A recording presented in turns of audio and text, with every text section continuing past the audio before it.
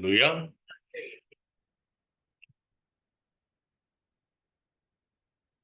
परमेश्वर के नाम को धन्यवाद हो। एक वचन को पढ़ेंगे।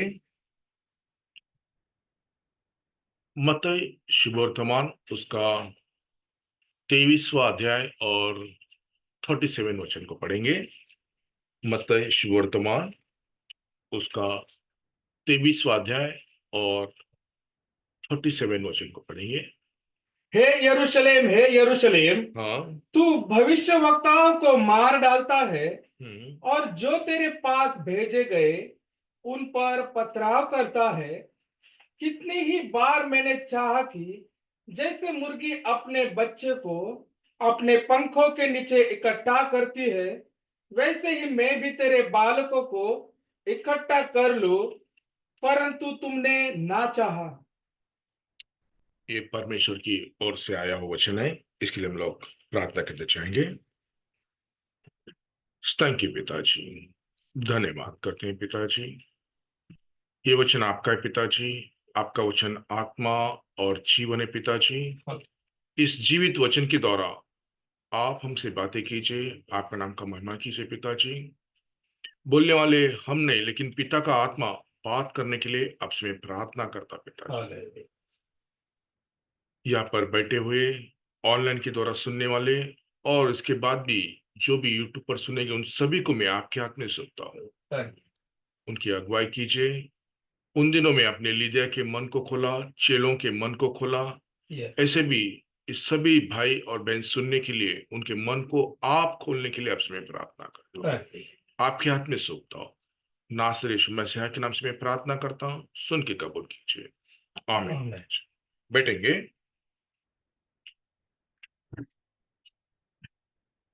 दोबारा उस वचन को पढ़ेंगे। हे यरूशलेम, हाँ, तू भविष्यवक्ताओं को मार डालता है। बस ठीक है, थोड़ा आगे भी बाद में पढ़ेंगे। क्यों प्रभु यरूशलेम यरूशलेम करके पुकारता है? ये नगर के बारे में हम लोग अगर देखेंगे तो शुरू से लेके अंत तक इस नगर के बारे में हमेशा चर्चा रहेगी। अभी शुरू से देखा जाएगा तो कलाम के अंदर हम लोग देखेंगे तो इब्राहिम के समय में पढ़ेंगे। उत्पत्ति की किताब 14वां अध्याय, एक वचन को पढ़ेंगे। उत्पत्ति की किताब 14वां अध्याय और 18 वचन को पढ़ेंगे। तब हाँ, शालेम का राजा मल्कीसदेक, देखो ये जो सालेम का राजा जो मल्कीसदेक है, ये क्या किया है? जो परम प्रधान ईश्वर का याजक था, ये याजक जो है क्या करके आया है? रोटी और दाख मधु ले आया। ये सालेम मतलब यही यरूशलेम में भाइयों और बहनों उस समय से, क्योंकि मोरिया देश के अंदर अब्राहम भी एक जगह पर क्या किया है? बलिदान किया है।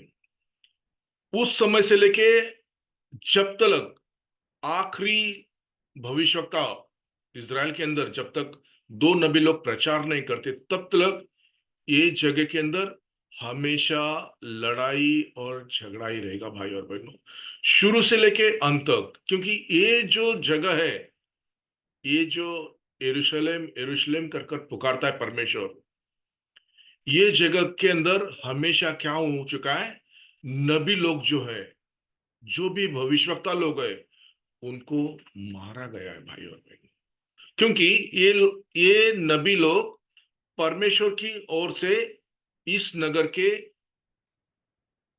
जितने भी लोग इस नगर को चाहते हैं, प्रेम करते हैं और उसकी आशा रखते हैं, उन लोग को सच्चाई का मैसेज देने के लिए हर एक जन को भेजा है। उनको क्या किया है? मारा गया है, काटा गया है और पीटा गया है। अभी ये जो नगर है, लेकिन परमेश्वर कुछ चाहता है भाई और बहनों। परमेश्वर कुछ चाहता है। परमेश्वर यूं ही नहीं कहता है उस नगर के बारे में, क्योंकि बहुत सारा वचन है यरूशलेम यरूशलेम कर कर कहता है। उसके बाद नबी लोग के बारे में कहता है और उसके बाद परमेश्वर उनको इकट्ठा करना चाहता है, उसके बारे में बात करेंगे। अभी यहां पर जो है यशायाह नबी क्या कहता है, पढ़ेंगे। यशायाह का किताब, उसका 60वां अध्याय 14 वचन को अगर देखेंगे तो, यशायाह नबी की किताब 60वां अध्याय 14 वचन को पढ़ेंगे।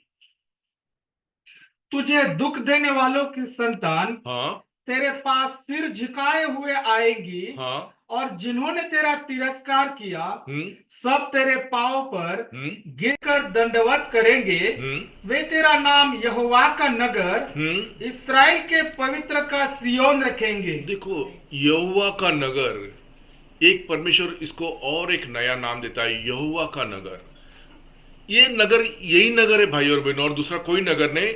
लेकिन ये जो नगर है, इसके अंदर आने वाले समय के बारे में परमेश्वर बात करता है। पढ़ेंगे हिब्रू की किताब, उसका 13वां अध्याय 22वां वचन को देखेंगे तो, हिब्रू 13:22 को अगर देखेंगे तो, एक आकाश से एक वहां पर एक नगर आता है, यही नगर की हम और सारे नबी बाट जोते हैं भाई और बहनों। पढ़ेंगे।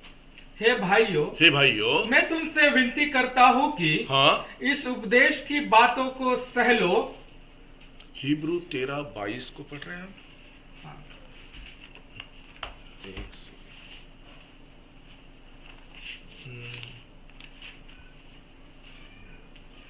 11:22 को पढ़ो ऐसा। नहीं नहीं नहीं, वो नहीं, एक सेकेंड। 12:23 को पढ़ो, हिब्रू 12:23 को पढ़ो। हिब्रू और की किताब 12वां अध्याय 23वां वचन को पढ़ो। हिब्रू की किताब 12वां अध्याय 23वां वचन को पढ़ेंगे। और हाँ। उन पहलौठों की साधारण सभा, नहीं, ये भी नहीं लिखता है।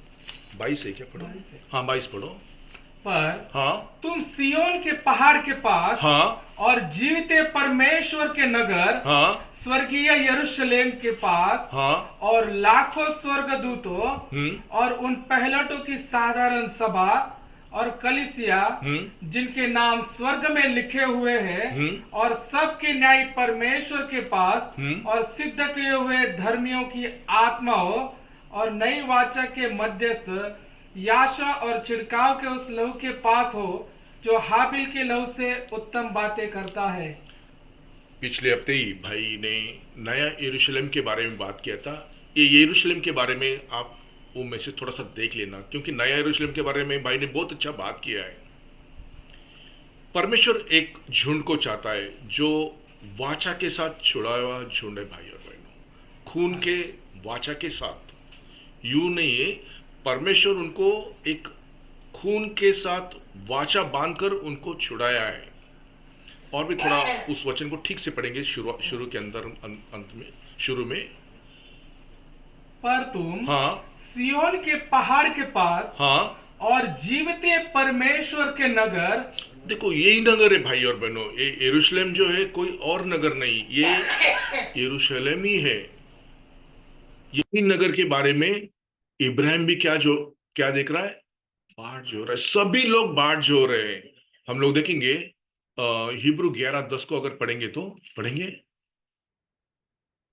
क्योंकि क्योंकि वह उस स्थिर नींव वाले हाँ, नगर की बाट जोता था। देखो, वो एक स्थिर नींव वाले नगर की बाट जोता है। यही नगर है भाई और बहनों। आमीन। ये यरूशलेम जो है, ये यही नगर की हम लोग भी बाट जो रहे भाई और बहनों। आमीन। एक बहुत समय पहले मैं इजराइल जाना चाहता था। मुझे मालूम नहीं कैसा कैसा रहेगा करके, लेकिन एक आत्मा के अंदर परमेश्वर मुझे बहुत ऊंचाई पर लेके गया, और बहुत ऊंचाई से मैंने क्या देखा है? वही दाऊद का नगर देखा है, वही यरूशलेम नगर परमेश्वर मुझे देखा है। यही एक आत्मा के द्वारा जो अगुवाई होती है ना, जब आप चाहते हैं कुछ बातों को, तो वही अगुवाई आपकी परमेश्वर करता है भाई और बहनों। वो नगर को बहुत विस्तृत से परमेश्वर मुझे दिखा है। ये ऐसा है, ये ऐसा है, यही है, क्या है? ये दाऊद का नगर, यही यरूशलेम है। उसको हर एक जो उसके चुने हुए हैं, वो क्या करते हैं? उस नगर की बाट जोते हैं भाई और बहन। अभी ये नगर की बाट जोने वाले और उसके बारे में प्रचार करने वाले हर एक नबी को क्या किया गया है उसको पढ़ेंगे थोड़ा सा। उसके मत्ती 23:37 को थोड़ा सा पढ़ेंगे। हे यरूशलेम। हाँ, देखो ये वही यरूशलेम है जो मोरिया देश के जगह में इब्राहिम ईसा को क्या किया है, बलिदान। बलिदान किया है। ये वही जगह है भाई और बहनों, आज भी उस समय से लेके अब तक और इसके बाद भी ये जो हिंदू और मुस्लिम जो झगड़ा रहेगा वो यही जगह के वजह से ही आगे रहेगा भाई और बहनों। उस समय से उस समय तक जब तक परमेश्वर उस गोल्डन गेट से अंदर नहीं आता है तब तक ये झगड़ा चालू रहेगा भाई और बहनों। वो विषय है वहां पर एक, उसके बारे में फिर कभी आपको मैं बोलूंगा। वो एक जगह जहां से परमेश्वर आना चाहता है, सिय्योन पहाड़ से उस पवित्र स्थान के अंदर आता है। जैसे दानियल भविष्यवक्ता उसके बारे में बात करता है, वो जगह में आना चाहता है परमेश्वर, लेकिन उसको क्या किया है, वो फाटक को बंद करके रखा है, परमेश्वर नहीं आना है करके। जब तक ये नगर के बारे में हम सभी जन बाट जो रहे भाई और बहन, और उसके बारे में उसके निर्माणकर्ता जो है, सृष्टिकर्ता जो है, उसके बारे में जो जो नबी प्रचार किया है, सभी को क्या किया है, मारा गया है। अभी सभी को मारा गया तो देखेंगे तो सबसे पहला कौन आता है, हाबिल आता है। उसके अंदर मत्ती 23वें अध्याय के अंदर हम लोग अगर ऊपर वाला वचन पढ़ेंगे तो पढ़ेंगे मत्ती 23वां अध्याय, उसका 35 क्या, हाँ पढ़ेंगे 35 को पढ़ेंगे।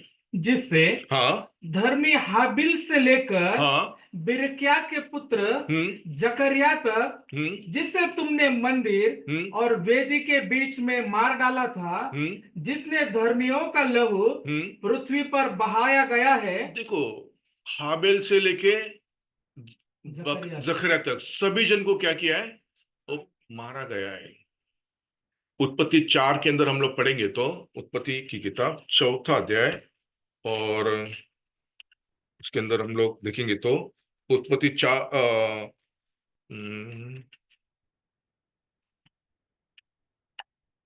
चौथा, हाँ पढ़ेंगे उत्पत्ति 4:8 को पढ़ेंगे।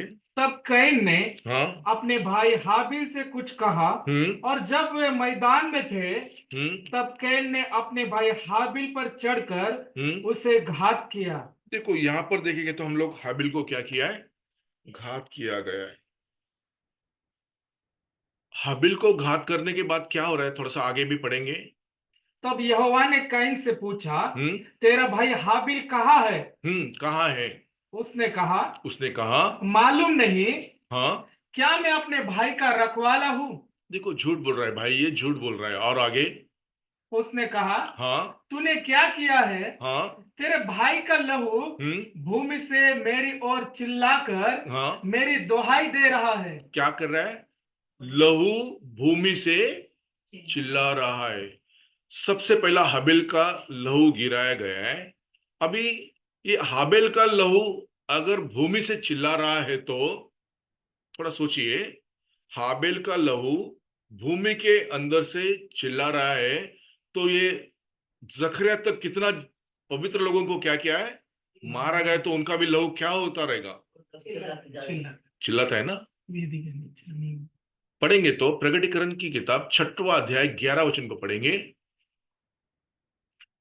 प्रकटीकरण की किताब 6वां अध्याय 11 वचन को पढ़ेंगे, जल्द से जल्द जिसको मिला पढ़ लेंगे।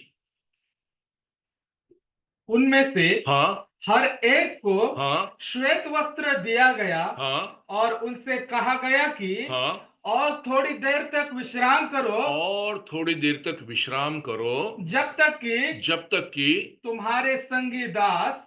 देखो ये जो आखिरी समय तक ये जो आप जो भविष्यवक्ता है, जो कोई प्रचार कर रहे हैं, जो कोई रक्त साक्षी होने की परमेश्वर की योजना के अंदर है, पढ़ेंगे उसको।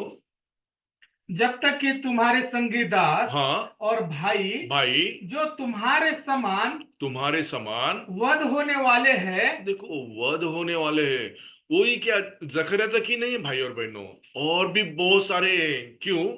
हम लोग को मालूम होना चाहिए भाई और बहनों, क्योंकि इस नाम के लिए बहुत जन क्या उठाए मालूम है आपको? जानते हैं आप? वध किया जाता है भाई और बहनों। बहुत जन जो सच्चे दास है, वो लोग क्या हो जाते हैं? वध किए जाते हैं भाई और बहनों। किसके लिए? कौन से नाम के लिए? एक नाम है भाई और बहनों, उसके लिए क्या हो जाते हैं? घात किए जाते हैं। क्योंकि वो जो परमेश्वर का मेमना है, उसको भी क्या किया है? उसको भी मारा गया है, पीटा गया है। अगर आप भी उसके जैसे ही बनोगे तो आपको भी क्या हो जाएगा? इस संसार के अंदर मारा जाएगा, पीटा जाएगा, सताया जाएगा। सब कुछ आपके साथ भी होगा भाई और बहनों। यही आपकी क्या है? पहचान है भाई। क्योंकि ये जो नबी लोग हैं, इन लोग को भी क्या किया गया है? ऐसी ही स्थिति में लेके आया गया है। अभी यहां पर देखेंगे तो उस वचन को पढ़ेंगे 6:11 को भी। उनमें से हर एक को हाँ। श्वेत वस्त्र दिया गया हाँ। और उनसे कहा गया कि हम्म। और थोड़ी देर तक विश्राम करो, हाँ। जब तक कि तुम्हारे संगी दास हाँ। और भाई हाँ। जो तुम्हारे समान वध होने में हम्म। उनकी भी गिनती पूरी ना हो ले। देखो, गिनती भी पूरी ना होले मतलब परमेश्वर की योजना में कुछ तो है भाई और बहनों। वो क्या होना है? पूरा होना है। ये जब तक पूरा नहीं होता है तब तक भी क्या नहीं है? परमेश्वर का कुछ चीजों को परमेश्वर परमिट करता है भाई और बहन। वो थोड़ा हम लोग याद में बराबर मालूमात हमें होना चाहिए भाई और बहन। और भी अगर देखा जाएगा तो सभी, नुहा को लो या हर एक भविष्यवक्ता को लो, यशायाह को लो या यिर्मयाह भविष्यवक्ता को लो, हर एक जन को क्या किया है? कितना तकलीफ आई, आप जानते हैं? जानते हैं? सोचो थोड़ा उसके बारे में। अगर हम यही अगर हिब्रू 11 के अंदर हम लोग पढ़ेंगे तो पढ़ेंगे ना उसको, हिब्रू 11 के अंदर आखिर लास्ट तक पढ़ेंगे तो वो विश्वास में क्या करे करे? विश्वास के अनुसार वो लोग इस नाम के लिए मर गए। उनको मालूम है कि हमको एक आशा है करके, हम लोग वापस मिलेंगे करके। ये एक आशा परमेश्वर हम लोग के लिए रखा है। अभी यहां पर हर एक जन को मारा गया है, पीटा गया है। क्यों? ये नाम के खातिर नया करार के अंदर भी चेले लोग को मारा गया, पीटा गया। वो लोग क्या बोले? हम धन्य हैं, इस नाम के लिए हम लोग को मारा गया करके। अभी पढ़ेंगे मत्ती शुभवर्तमान उसका 23:37 को पढ़ेंगे वापस दोबारा। मत्ती शुभवर्तमान पढ़ेंगे। हे यरूशलेम यरूशलेम, हाँ। तू भविष्यवक्ताओं को मार डालता है हाँ। और जो तेरे पास भेजे गए हम्म। उन पर पथराव करता है। हम्म। कितनी ही बार मैंने चाहा हम्म। कि जैसे मुर्गी अपने बच्चे को। हाँ, देखो यहां पर क्या लिखा है? पढ़ेंगे भाई, वापस पढ़ेंगे उसको। हे यरूशलेम, हाँ। तू भविष्यवक्ताओं को मार डालता है हाँ। और जो तेरे पास भेजे गए जो तेरे पास भेजे गए हैं। उन पर पथराव करता है। हाँ। कितनी ही बार मैंने चाहा। हाँ, कितनी बार ही मैंने चाहा। हर एक भविष्यवक्ता आकर इस परमेश्वर के बारे में, उसके नाम के बारे में, उसके कृपा के बारे में, दया के बारे में हर एक जन को वचन के अनुसार समझाया है। लेकिन उनको क्या किया गया? मारा गया, पथराव किया गया, मारा गया। वो कुछ वापस बोले, वापस उनको कुछ मारा, जिनको जिन्होंने उनको मारा उसके बारे में वापस कुछ लोग बोला है?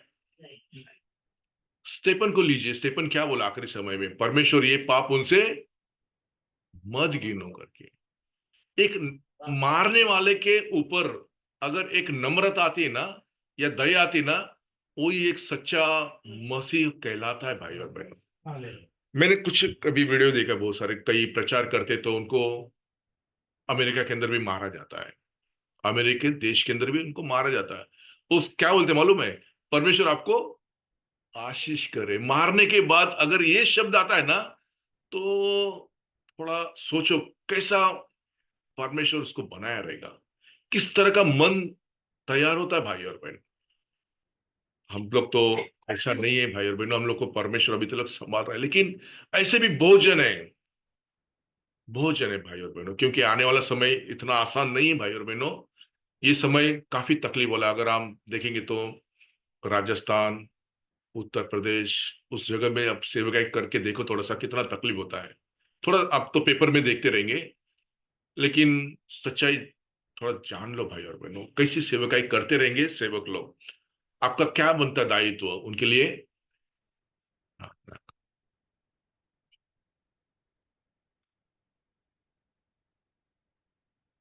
ये सच्चाई सेवकाई भाई और बहनों। आप अगर उनके लिए प्रार्थना करेंगे तो परमेश्वर आपको यूं ही नहीं छोड़ेगा भाई और बहन। उसका प्रतिफल बहुत बड़ा है। आप अगर कुछ करेंगे तो आपको क्या मिलता है, वो रिटर्न में मिलता है भाई और बहनों। जो भी सेवक करते हैं, पास्टर भी हमेशा कहते थे सेवकाई के लोग क्या करो, हाँ। सेवक लोग के लिए क्या करो। क्योंकि मैं एक किताब पढ़ रहा था, तभी उसके अंदर लिखा था एक सेवक क्या कर रहा है, ट्रेन से जा रहा है। सेवकाई के लिए ट्रेन से जा रहा है। सेवक ट्रेन से जा रहा है, वो सेवक जो ट्रेन से जा रहा है वही डब्बे को शैतान गिराना चाहता है। कौन गिराना चाहता है, वही डब्बे को शैतान गिराना चाहता है। ऐसे ही शैतान का प्लान है। तो उसी समय परमेश्वर एक सेवक को रात को उठाता है। क्या करता है, रात को उठाता है, उसको उस दर्शन को दिखाता है और वो कहता है ये ट्रेन के लिए, ये डब्बे के लिए क्या करो तुम, प्रार्थना करो। आप यकीन नहीं करेंगे भाई और बहनों, वो प्रार्थना करने के बाद परमेश्वर क्या करता है, उस गाड़ी को बचाता है। क्यों, वो प्रार्थना के द्वारा उस पावर को परमेश्वर क्या करता है, भस्म करता है। ऐसे ही मैं एक बार काफी समय पहले हम लोग गोवा में प्रार्थना के लिए जाते थे। शायद मुझे लगता है ये 2007-8 का समय रहेगा। मैं बस पनवेल के आसपास ही आगे गया, मैं गोवा जा रहा था। हम लोग बहुत सारे भाई बहन वड़ील लोग थे, करीबन हम लोग 15 वड़ील लोग हम लोग गोवा जा रहे थे प्रार्थना के लिए। आप यकीन नहीं करेंगे, मैं जैसे ही पनवेल छोड़ा मुझे क्या आने लगा मालूम है, भयंकर नींद आने लगा। ऐसा लगता है 3 बजे का समय है, लेकिन मैं कभी सोता नहीं।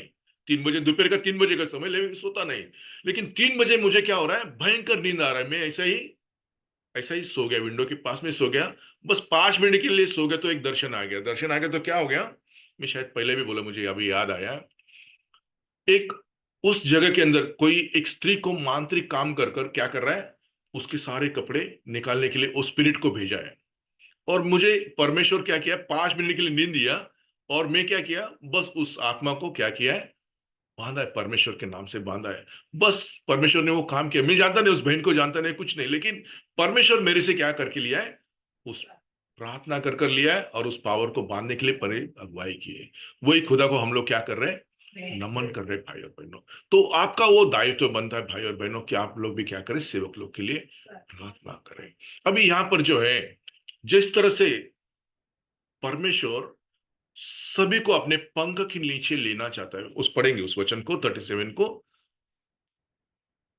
हे यरूशलेम, हाँ, तू भविष्यवक्ताओं को मार डालता है हाँ, और जो तेरे पास भेजे गए हाँ, उन पर पथराव करता है। हाँ। कितनी ही बार मैंने चाहा कितनी ही बार मैंने चाहा। कि जैसे मुर्गी अपने बच्चे को। देखो यहाँ पर थोड़ा हो सकता है, मैंने बहुत खोजने की कोशिश की, लेकिन मुझे वो वचन प्रॉपरली नहीं मिला है। यहाँ पर हो सकता है मुर्गी तो नहीं है, मेरे ख्याल से तो मुर्गी नहीं है, क्योंकि कलाम के अंदर देखा जाएगा तो आप बोलेंगे ये थोड़ा सा इतना कंफर्म तो नहीं है, लेकिन एक पंछी के बारे में बोला गया है। अभी पंछी जो है, सभी पंछी क्या करते हैं, अपने बच्चों के ऊपर क्या करते हैं, पंख फैलाते हैं। आप यहाँ पर मुर्गी आए, लेकिन ओरिजिनल में एक सिर्फ पंछी लेकर आए। ये मुर्गी नहीं है भाई और बहनों। मैं बहुत सारे बाइबल को, बहुत सारे जुने बाइबल को भी देखा है। इस वचन को परमेश्वर ने मुझे दिया था। मैं काफी हैरान था कि ये क्या रहेगा करके, मैं भी बहुत ढूंढ रहा था। लेकिन कलाम के अंदर देखा जाएगा तो सबसे ज्यादा उकाब के बारे में लिखा है भाई और बहन।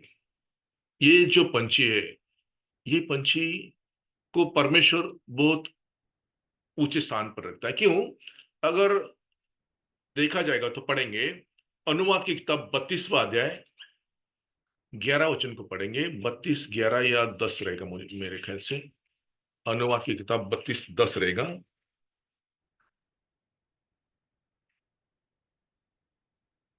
गरुड़ पक्षी अपने पिल्लला, 11, हाँ 11 पढ़ेंगे। जैसे उकाब जैसे उकाब, अपने घोंसले को हिला हिला कर हाँ अपने बच्चों के ऊपर ऊपर मंडलाता है, हाँ वैसे ही हाँ उसने अपने पंख फैलाकर हाँ। उसको अपने परों पर उठा लिया। देखो, हमेशा कलाम जो, अभी ये ट्रांसलेशन काफी गड़बड़ी भाई और बहनों, क्योंकि मैंने भी बहुत ढूंढने की कोशिश की। सिर्फ पंछी के बारे में लिखा, लेकिन यहाँ पर क्या लिखा है? मुर्गी। ये ट्रांसलेशन का बहुत गड़बड़ी है भाई और बहनों, क्योंकि हमेशा आप क्या कीजिए, जो पंडित रमाबाई का जो बाइबल है, मराठी बाइबल, उसको आप लीजिए। उसके अंदर भी उन्होंने मुर्गी लिखा, क्योंकि वो एक पवित्र शास्त्र जो है अपना, मराठी बाइबल सोसाइटी का, उसमें से उनको बहुत सारा चीज लेने के लिए परमिशन दिया था करके। तो ओरिजिनल में जो है एक पंछी है भाई और बहनों। अभी पंछी के बारे में हम लोग को जानना है तो लेवी की किताब 11 के अंदर हमको आना है, क्योंकि वहां पर बहुत सारे पंछियों के बारे में लिखा है। अशुद्ध भी पंछी है और कौन सा? शुद्ध भी पक्षी है। शुद्ध पक्षियों को क्या करना पड़ता है? परमेश्वर के सामने बलिदान करना पड़ता है। अभी परमेश्वर के सम्मुख में बलिदान करने वाला कौन है? हम लोग उसको होला करके कहते हैं, वो एक पंछी है, कबूतर पंछी है, ऐसे पंछी है। लेकिन ये जो गरुड़, उकाब जो है, ये क्या है? अशुद्ध के अंदर आते। पढ़ेंगे 11, 13 को पढ़ेंगे। लेवी की किताब 11, 13 को पढ़ेंगे। फिर पक्षियों में से पक्षियों में से, इनको अशुद्ध जानना। देखो, अशुद्ध पक्षियों को भी लेकर परमेश्वर क्या करता है? एक ऊंचे स्थान पर रखता है भाई और बहनों। पढ़ेंगे उसको। ये अशुद्ध होने के कारण हाँ, खाए ना जाए, देखो, खाए न जाए, अर्थात अर्थात, उकाब। देखो ये उकाब के बारे में यहाँ पर लिखा है। उकाब को परमेश्वर बोलता है खाना नहीं है, हम लोग कोई नहीं खाते। लेकिन देखा जाएगा तो यही उकाब को परमेश्वर अशुद्ध ठहराता है। लेकिन सबसे ऊंचाई के अंदर उकाबों का भी उकाब परमेश्वर क्या कहता है? यही पंछी को कहता है। यहाँ पर अशुद्ध कहने के बावजूद भी परमेश्वर क्या कहता है? उसको बड़े ऊंचे स्थान पर रखता है। क्यों? वो जो चाहता है, राजाओं का राजा। क्योंकि परमेश्वर, देखो एक वचन के अंदर आएंगे, इसका अगर आपको अगर थोड़ा सा कंफ्यूज रहेगा तो एक वचन बोलता हूं। पहले करंथी का रास, उसका 15वां अध्याय 39 को पढ़ेंगे, फिर यहां पर वापस आएंगे दोबारा। पहला करंथियंस 15:39 को पढ़ेंगे। सब शरीर सब शरीर एक समान नहीं, एक समान नहीं। मनुष्य का शरीर और है, हाँ, पशुओं का शरीर और है, देखो, मनुष्य का शरीर और है, और पशुओं का शरीर देखो, और है, जानवर का शरीर आता है, जानवर का शरीर अलग है। पक्षियों का शरीर और है। हाँ, देखो ये जो है पक्षियों का शरीर और है। अभी परमेश्वर का योजना के अनुसार ये कौन है? सबसे बड़ा उकाब है। उसके पंखों के ऊपर वो किसको लेके आता है? इजराइल लोग को लेके आता है, मिस्र से लेके आता है। आज भी अगर हम उसके पंखों के ऊपर बैठने के लायक हम लोग को अपने आप को बनाएंगे, अपने आप को वो अशुद्ध चीज से छोड़कर उस पवित्र चीज के अंदर लेके आएंगे, तो वही उकाब आपको क्या करेगा? उस यरूशलेम नगर के अंदर आपकी क्या करेगा? अगुवाई करेगा भाई। अभी यहां पर जो है,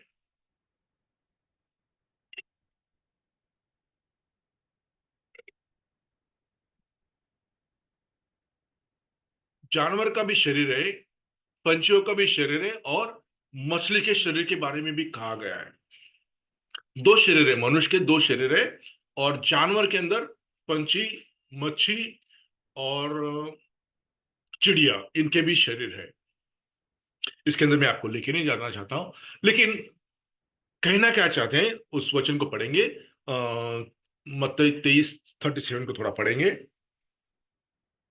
हे यरूशलेम, हाँ तू भविष्यवक्ताओं को मार डालता है हाँ और जो तेरे पास भेजे गए हाँ उन पर पथराव करता है। हम्म कितनी ही बार मैंने चाहा कि हाँ जैसे मुर्गी अपने बच्चे को हम्म अपने पंखों के नीचे इकट्ठा करती है। देखो, पंछी जो है, जो प्रधान पंछी रहता है, बड़ा पंछी रहता है, वो क्या करता है, अपने बच्चों के ऊपर क्या करता है, पंख के तरह लगता है। कुछ भी संकट आए, कुछ भी तकलीफ आए, कुछ भी वेदना आए, तो क्या करता है, अपने पंख को फैलाता है, उसके नीचे वो क्या लेता है, अपने बच्चों को लेता है।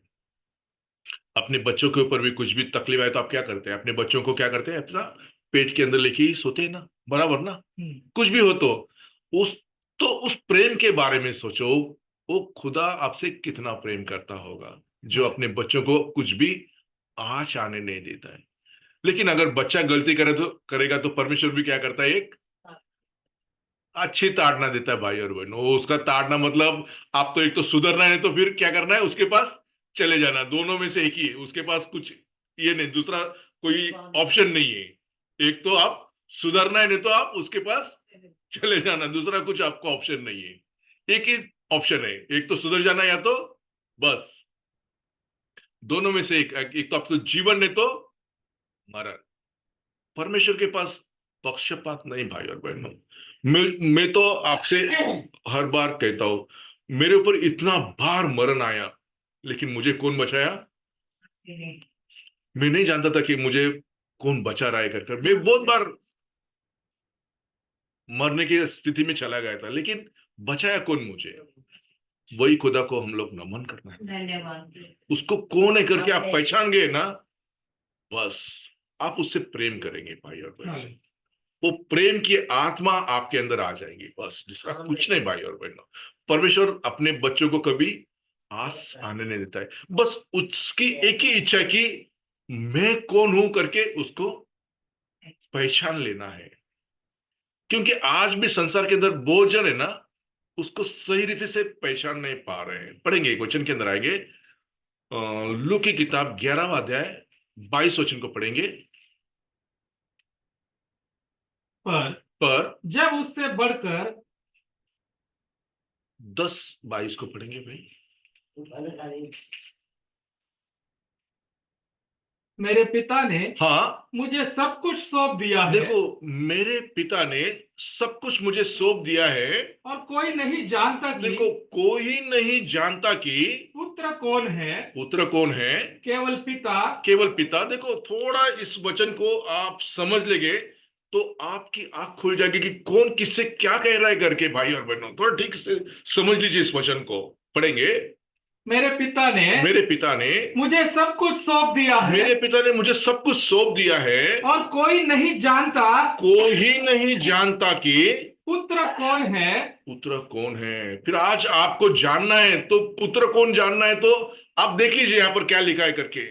पिता ही आपको पुत्र की पहचान कर कर देता है। और पुत्र पढ़ेंगे, और पिता कौन है देखो पिता कौन है, यह भी कोई नहीं जानता, ये भी कोई नहीं जानता है, केवल पुत्र के केवल पुत्र के। और और वह जिस पर ये पुत्र उसे प्रकट करना चाहे। देखो, यही बहुत जरूरी, पुत्र ही प्रकट कर कर देना है उसको, पिता कौन है कर कर, नहीं तो आप पिता के पास आप जा ही नहीं सकते। यही बात कंफ्यूजन चेलो लोग के पास भी था कि फिलिपस कह रहा था, प्रभु प्रभु मुझे कौन दिखा, पिता ने। पिता करके देखा, हम उसके अंदर जाएंगे नहीं। यूहन्ना 14:8 के अंदर उस बात को लिखा, हम लोग उसके अंदर जाएंगे नहीं। देखो, इस बात को हम लोग जान लेना है कि वो जो पंछी रहता है, वो पंछी क्या करता है, आपको संभाले रहता है भाई और बहन, अपने बच्चों पर आँच आने नहीं देता है। वैसा ही हमारा जो परमेश्वर है, हम लोग को बहुत बार अपने पंख के नीचे लेना चाहता था, लेकिन हम लोग क्या कर रहे, पंख से क्या आ रहे, बाहर आ रहे। पंख से बाहर आएंगे तो आपको क्या मिलेगा, तकलीफ मिलेगा, वेदना मिलेगा, बारिश भी मिलेगा। क्योंकि बारिश आता है तो पहला पंछी क्या करता है, आपको कवर कर कर लेता है ना। आप उस पंख के बाहर रहेंगे तो आपको क्या मिलेगा, धूप मिलेगा, ठंडी मिलेगा और बारिश मिलेगा। आपको ये संसार के अंदर आपको लेके जाएगा भाई और बहनों। ये अगर उस पंख के नीचे आप आ गए तो आपको क्या मिलेगा, सच्चाई, सुरक्षा मिलेगा भाई और बहनों। आप क्या करते हैं, हमेशा सच्चाई सुरक्षा को ठुकरा कर हमेशा क्या करते हैं, संसार के अंदर जो धूप है, जो बारिश है, और जो कुछ ठंडी है, उसके अंदर आप क्या करते हैं, हंसी हंसी चले जाते हैं। क्यों? इस वचन के पास आने के लिए आपको क्या रहता है, समय नहीं रहता है। इस वचन को देखने के लिए, उस पंख के नीचे आने के लिए आपके पास क्या नहीं रहता है, बिल्कुल भी समय नहीं रहता। लेकिन जब बादल आएंगे, जब बहुत कुछ तकलीफ आएंगी, धूप लगेगी, ठंडी बजेगी, तो अब क्या बोलेंगे आपको, ये पंख के नीचे आने के लिए आपको क्या होना पड़ता है, मजबूर होना पड़ता है। अगर आप इस पंख के नीचे नहीं आए तो क्या हो जाएगा, आपको मरण आपका राह देखता रहता है भाई। वो कोई भी हो, परमेश्वर के पास कोई पक्षपात नहीं है। उससे बेहतर होगा कि आज ही उस समय को हम पहचान लें, क्योंकि ये जो सेवकाई, ये सेवकाई के अंदर भी मैं कहता हूं कि परमेश्वर ने बहुत समय से मुझे अलग से सेवकाई के लिए बुलाया था। मैं 2-4 दिन पहले ही भाई से बात कर रहा था, क्योंकि इस सभा को शुरुआत करने वाले भाई सरजे राव थे। उन्होंने 2005 में एक सपन देखा था कि मुझे बाहर निकालो करके, बाहर से जाके तुम सेवकाई करो करके। ये आज का बात नहीं कर रहा हूँ भाई और बहनों, मैं तभी 97 से मैं डिनोमिनेशन के साथ सेवकाई करता था। मेरे घर में ही सब कलिशा सब सब सब होता, लेकिन मैं डिनोमिनेशन के साथ 1997 से सेवकाई कर रहा था। 2002 के बाद परमेश्वर मार मार कर मुझे किधर लेके आए, अपने कलीसिया में लेके आए। 2004 तक मेरा स्थिति कुछ ठीक नहीं था, लेकिन परमेश्वर मुझे संभाला भाई और बहनों। बाद में यही सेवकाई के अंदर परमेश्वर मुझे खड़ा किया, सच्चाई बैप्टिज्म क्या है वो लेकर वो मुझे खड़ा किया। 2005 के बाद भाई सर्जेराव थे इस आराधना को चालू किए थे, और 2005 के बाद हम लोग चर्च में ही रहते थे। चर्च से मुझे परमेश्वर उनके द्वारा सपन दिया था। बहुत बार उन्होंने मुझे कहा था, आखिरी बार भी जब मिले थे, इस समय को 2005 से लेके आज तक सोचिए, करीबन एक 19 साल हो गया। तो भाई मुझे क्या करना चाहता था, अलग से सेवक के लिए पूरा पर भी एक्चुअली मुझे परमेश्वर भी उस समय से कहा था, लेकिन मैं एक सेवक के नाते एक रिस्पेक्ट करता था हर एक जन को। परमेश्वर उस चीज को चाहता था कि हम लोग प्रेम से रहना है करके। लेकिन समय पर जब उस स्थिति को ले गया था, तो परमेश्वर क्या करता है, आपको अलग से पंख के नीचे लेना चाहता है। वो पंख से बाहर नहीं छोड़ता भाई और बहनों, वो क्या करता है, पंख के अंदर ही लेना चाहता है। और जो कोई भी उस पंख के नीचे आएगा, उसको परमेश्वर कभी भी ठुकराता नहीं भाई और बहन, कोई भी हो। वो रूथ जो थी, वो भी अन्य जात को, अन्य देवताओं को नमन करने वाली स्त्री थी। लेकिन जब स्थिति आया, उसने क्या कहा, आपका खुदा मेरा खुदा, आपके लोग मेरे लोग। ये स्थिति के अंदर जो भी आता है, उसके ऊपर वही पंछी जो है क्या करता है, कवर करता है। वो दूसरा कोई नहीं भाई और बहनों। जो उकाब मिस्र से उनकी अगुवाई इजराइल तलक किया, वही उकाब आपकी अगुवाई इस धरती से उस नगर तलक करेगा। परमेश्वर आपको आशीष करे। अपने बीच में भाई है